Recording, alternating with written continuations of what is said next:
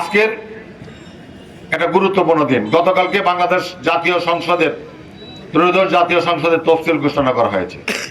এই নির্বাচনের জন্য আমরা বিগত 17 বছর যাবৎ আন্দোলন সংগ্রাম লড়াই করতে গিয়ে আমাদের শত সহস্র সহকর্মীকে খুন হয়েছে, হারিয়েছি জীবনের তরে। শত সহস্র নেতাকর্মী আমাদের গুম হয়েছে, আমাদের লক্ষ লক্ষ নেতাকর্মী পঙ্গু হয়েছে।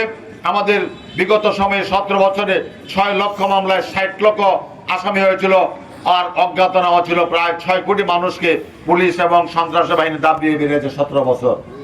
আমরা বিগত সময়ে আমার এক ভাই মেম্বার সাহেব বলে গেছেন যে এই বিগত সময়ে আমি সহ আমরা এখানে অনেকে আসামি ছিলাম, আমাদের আকিল সাহেবের বিরুদ্ধে অনেক মামলা ছিল, আমরা এই সকল মামলা মোকাবেলা করি আজকে টিকে আছি, ঠিক কিনা? এই 17 বছরের আমরা নিজের বিছানায় ঘুমাইতে পারি নাই, নিজের ব্যবসা পরিচালনা করতে পারি নাই, নিজের সন্তানকে নিজের স্ত্রীকে সময় দিতে পারি নাই, আমাদের কোনো নিরাপত্তা ছিল না, ইজ্জত সম্মান ছিল না। এই 9 বছর, এই 17 বছর আমরা শুধু এই ফ্যাসিস্টকে মোকাবেলা করে আমরা টিকে আছি।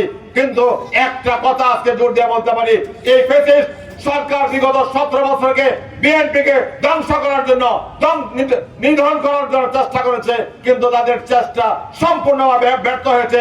এই 17 বছরেও বিএনপির একটা নেতা কর্মীকে তারা দলছুট করতে পারেনি। ভাইয়ের আমার বন্ধুরা, আজকে সেই দিন এসেছে, নির্বাচনের তফসিল ঘোষণা করা হয়েছে এবং তফসিল ঘোষণার অনেক আগেই আমাদের দেশের একটা রাজনৈতিক দল প্রার্থী ঘোষণা করে দিয়েছে।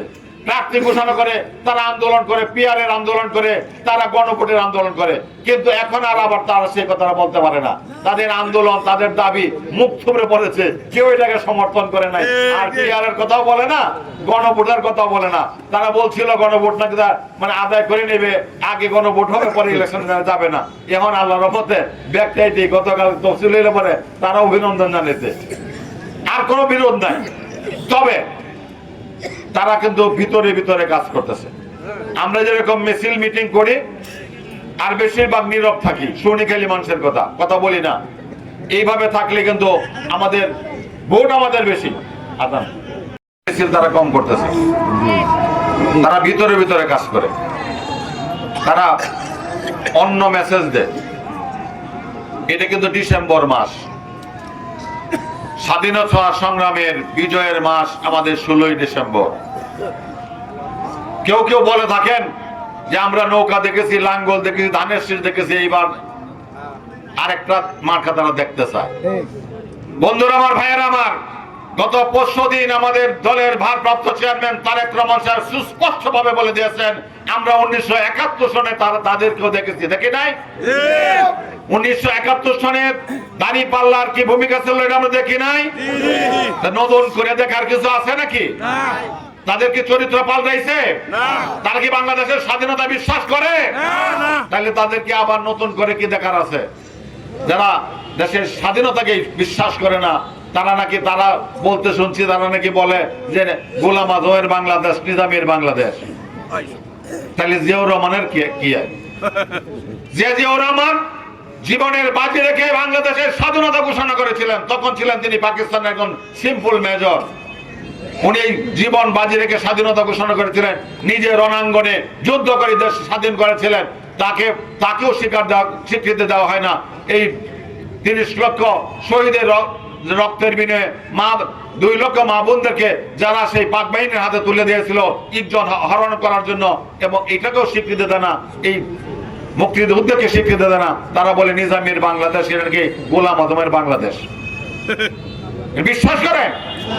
আমাদের কিন্তু এই কথা বলতে হবে, না বললে কিন্তু হবে না। তারা এখন আমাদেরকে আঘাত করা শুরু করছে, তারা নানান ষড়যন্ত্র শুরু করছে। আসল জায়গায় হাত দিতে হবে। এরা স্বাধীনতার বিরোধী। তারা স্বাধীনতার সময় তাদের ভূমিকা ছিল কি ছিল আপনারা জানেন। এই কথাগুলি বলবেন আমার নেতা তারেক রহমান সাহেব গত পরশু দিন বলেছেন। সংগ্রামী নেতৃবৃন্দ, একটা পার্লামেন্ট হবে, এই পার্লামেন্টে সারা বাংলাদেশের আইন প্রণয়ন করা হবে। সেখানে আসন ভিত্তিক উন্নয়ন কর্মকাণ্ডের বরাদ্দ দেওয়া হবে।